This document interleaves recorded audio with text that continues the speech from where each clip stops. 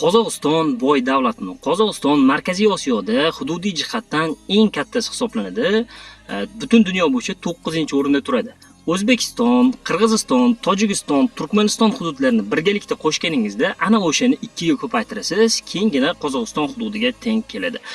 Yalpi ichki mahsulot o'sish darajasi 2026-yilda ko'rsatkichi 360 milliard dollar baholangan. Bu kishi boshiga hisoblanganda 17,5 ming dollardanga to'g'ri keladi. Bu Markaziy Osiyoda eng boy davlat hisoblanadi.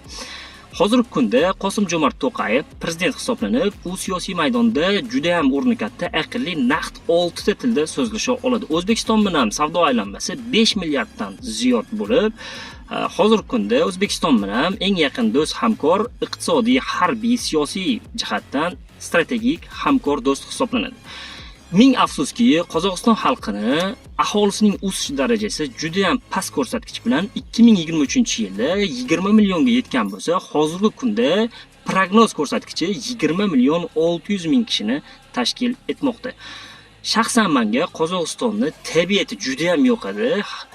U yerda tog'lari, bog'lari, daryolari bor.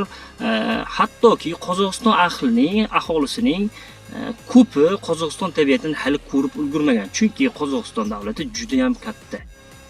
Sizga Qozog'istonning qaysi jihati yoqadi? Kommentariyalarda qoldiring.